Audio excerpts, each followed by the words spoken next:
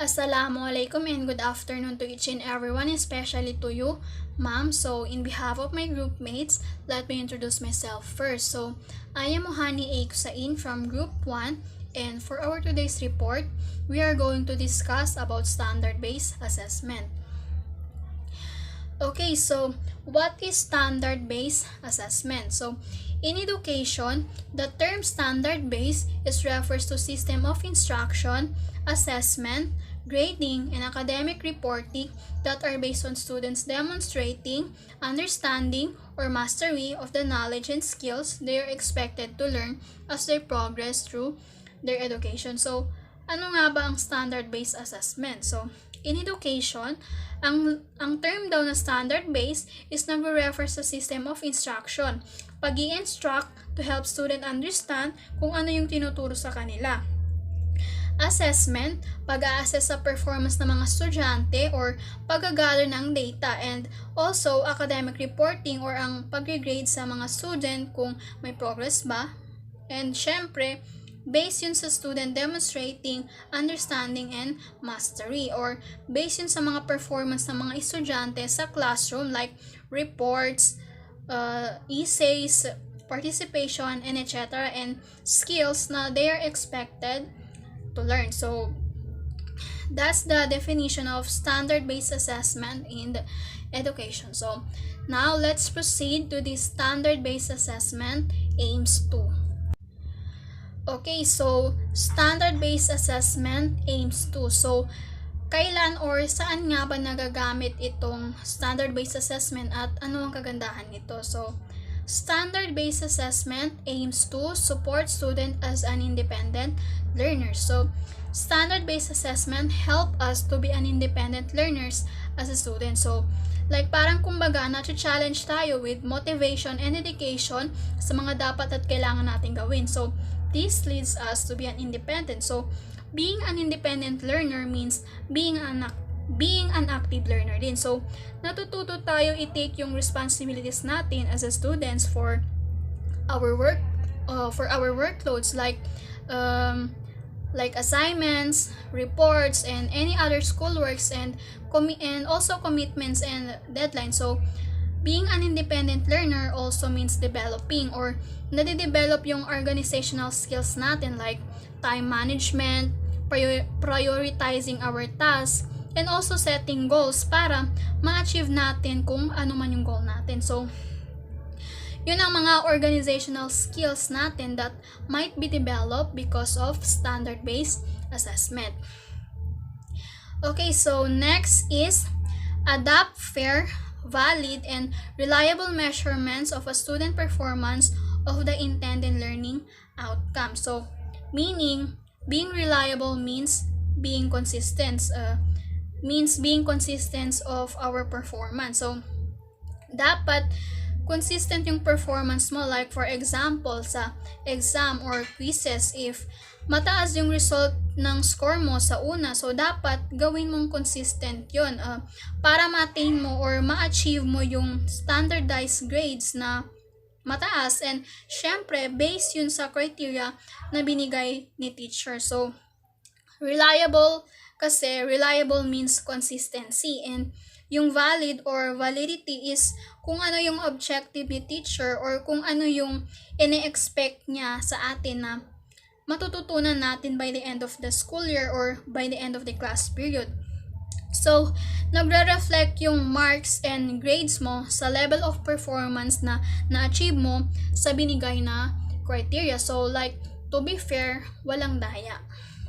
Okay, so next is place greater emphasis on providing useful feedback. So, providing useful feedbacks means if may mali si student or if nagkamali si student, so pagsabihan siya, pero in a good way na hindi dapat ipahiya. So, dapat positive feedback lang para ma-improve pa niya ang performance niya, and also para ma-encourage siya to do his or her performance well, ganon. So, sabi nga nila, 'di ba, there is always room for improvement. Ganon.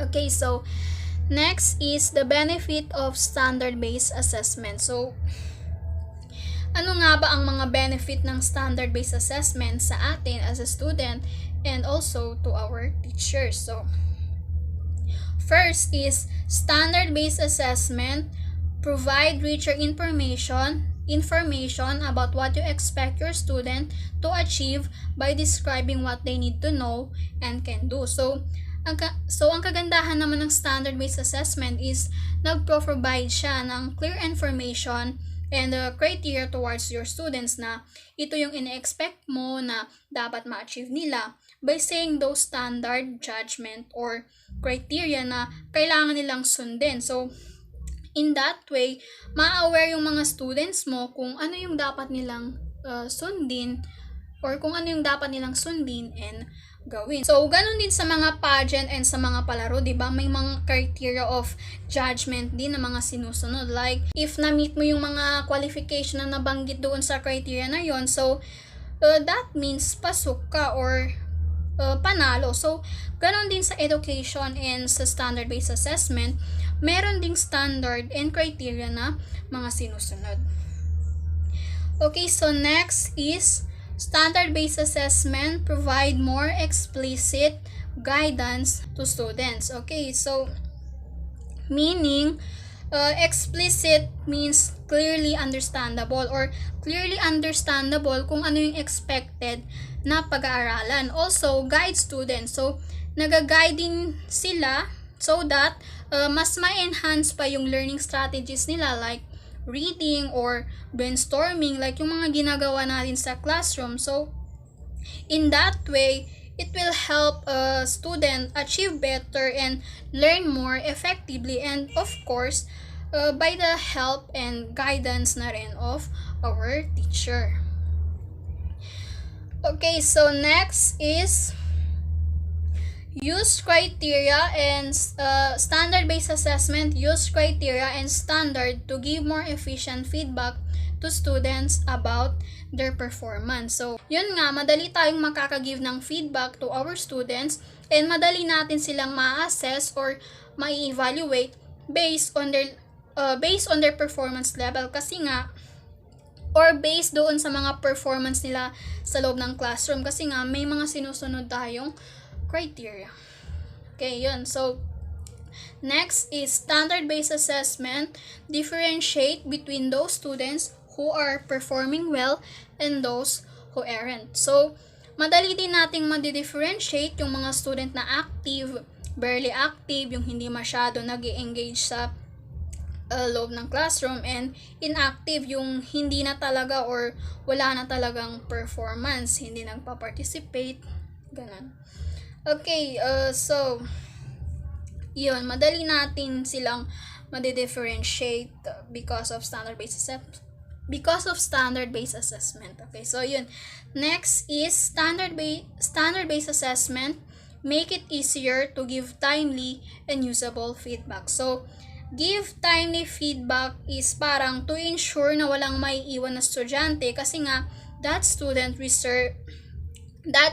receive usable feedback na ma-apply pa niya sa kanyang sarili, ma-apply pa niya sa kanyang learnings and get improved. So, yun ang standard-based assessment in education and benefits sa atin as a student and also as a future teacher, inshallah. So, and to our teachers. So, that's all for my report. Shukran and wassalam. Assalamualaikum warahmatullahi wabarakatuh. My report is all about K-12 assessment guidelines. Include the content standard and performance standard. First of all, what is standard? Standard is a statement about the learning expectation for student. When we talks about standard, isn't an expectation from the learners. Example, teacher are teaching their lesson to the student, so that expectation of a teacher from the learners are learning. That was a standard. K-12 content standard and performance standard. What are K-12 content standard? Content standard is education is a statement that can be used to judge the quality of curriculum content or as a part of the method of evaluation.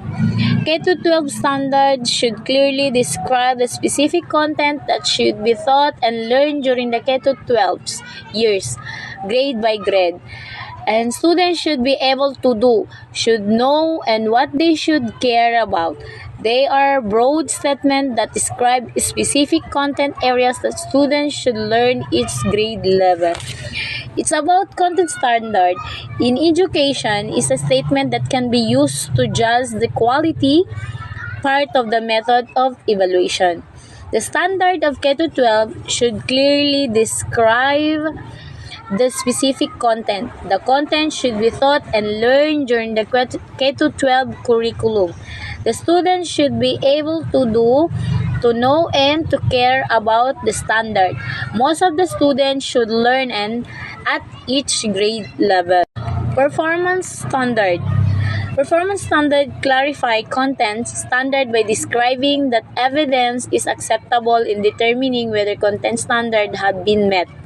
Use clear description to describe quality work, include concrete example, include explanation of how well student must learn or demonstrate the content of explaining how good is good enough. Performance standard, you need to clarify the content standard by describing of what evidence is acceptable in determining the content standard. Just make sure that you're using the description to describe the quality of the work, including the specific example. Good is not good enough. It is not enough if you're very good in terms of demonstrating the content of your lesson. Why have standard? Makes education fair and gives all students access to high expectation, challenging curricula, and effective teaching. Make sure education is coherent and consistent. Unifies curriculum, instruction, assessment, accountability, and staff development. Is support by research-based belief that all students can learn. Prepare students for challenge of next century and complies with federal activities. Why have a standard? Be fair to your student. Don't expect high from the learner because their standard are different from your standard. Let them expect high to your subject and do challenging activity or lesson in terms of teaching process become more effective from your learner. Just make sure that lesson you tackle are understandable and consistent. Just make sure your standard are unified. The nations, when we say unified, it is pinag-isa. If you're going to instruct the possible doing of your learners, you must to use assessment for you to know and evaluate if the topic or standard you're expecting are more effective and understandable. Instructions or pagtuturo or teaching, assessment, pagtatasa or significance or na may kabuluhan, accountability, pananagutan, responsibility, staff development. You must to develop your learning skill with the help of co-staff or co-worker. Kailangan maunawaan ng mga learners yung lecture or lesson mo para mas lalo nilang maintindihan kung mai-deliver mo ito ng maayos sa kanila. Let your student be broad-minded. Palawakin ang kanilang kaisipan for them to prepare for the next century. Comply with federal directives, unity, and you need to follow the federal directives. When we say federal, it is unity o pag-isahin ang direktiba. Why are assessment used? They are used to monitor student progress so that student or teacher know whether students are moving toward achieving standard and what more they need to do accomplish that. Assessment use, we need to use the assessment in terms of learning for us to monitor and evaluate the learning skills. It is very necessary by means of accessing your student if I am a future educator. It's help me to evaluate if they can understand the topic I am given or there is a movement. Nagagamit natin ang assessment in terms of learning objects para ma-monitor or ma-evaluate yung mga learner skill ng mga mag-aaral. We should need assessment para malaman kung yung standard ba ng gusto natin ay ma-achieve ay ma-improve pa. When it comes to assessment, they need to do the accomplished activities given by the instructor of the or a teachers. Thank you. Wassalam. Assalamualaikum warahmatullahi ta'ala wabarakatuh. I am Junaid plus minutes. For today, I will discuss 6 types of assessment. Number 1, diagnostic assessment, or often referred as a pre-assessment. This assesses a student strengths, weakness, knowledge, skills prior to instruction. This can be done at the beginning of the school years, beginning of unit, beginning of a lesson, or others. If you can still remember our teacher, give us test before we start our lesson to see if you have knowledge about it already, if you still need more explanation about it. So, ang diagnostic assessment ay kumbaga modular. Yung module, merong nakasulat doon sa unang-unang page pa lang ay pre-test. Kumbaga, ipa-pre-test yung estudyante kung hanggang saan yung lakas ng kanyang memorya. Kung kailangan ng teacher na mag-adjust, kung kailangan pa ng mas pag-explain. Types is the formative assessment. This assesses a student performance during instruction and usually occur regularly throughout the instruction process. This can be an easy means of checking whether students have understand lesson content with also promoting student reflection. One example is when teacher asks the student to reflect and report of their own learning. If you remember back then our teacher would always ask us, what do you think? What did you learn? What is your first impression or other question like that? 3 types is summative assessment. It measures a student achievement at the end of instruction. It's like talking to someone about a movie after the movie is over. So this, I think, a common types of assessment, because this is the most used types. Is when we talk about summative assessment, we think of tests, quizzes, and other graded courses activity that are used to measure student performance within a course. Summative assessment include the system for calculating individual student grade. So ang summative assessment ay kumbaga sinusukat ang estudyante kung anong na-achieve niya sa pagkatapos ng pag-explain ng instructor. O kumbaga kung nanonood ng movie, pagkatapos mo manood ng movie ay kung ano ang ating nalaman doon. Number 4, the norms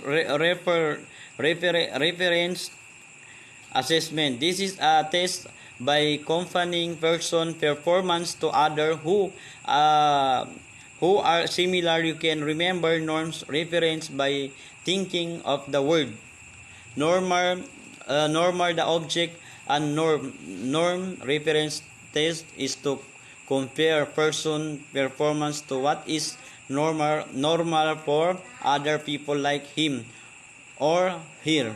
Example of this assessment includes the 5.80 IQ test and that are graded of curve course. This you're not looking at the actual score of 10 students but of how well they did in relation to students in the same age group, grade or class.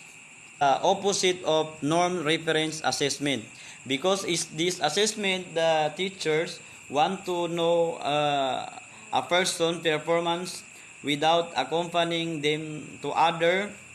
This is called criterion reference assessment.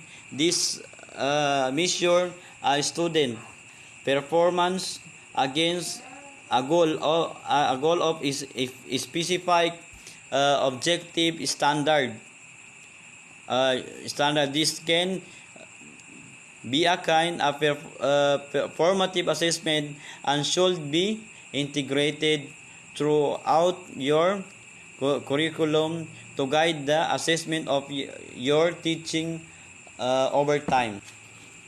One example can be a licensure examination for teacher which will be taking after graduating.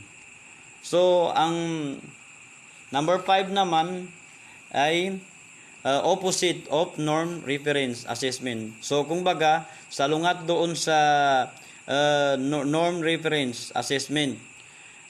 Kung baga, kahit na anong gawin mo na pag-participate, kung ano talaga ang grado mo, kung bagsak ka talaga, ay talagang ibabagsak ka talaga ng teacher. Number 6, let us proceed to the 6 types of the last types, which is the interim benchmark assessment. This is evaluate student performance and periodic interval frequently and the end of grading period. This can predict student performance on end of the year's summative assessment. Another way to think about it is a bar graph or chart growth throughout a year, wherein benchmark assessment can be useful for communicating important facts and data to parents, district officials, and among other goals inform the allotment of resource like time and money to respond to data that is interim of or benchmark assessment. That are the 6 types of assessment of learning outcome. That's all. Shukran. Wassalamu alaikum warahmatullahi ta'ala wabarakatuhu.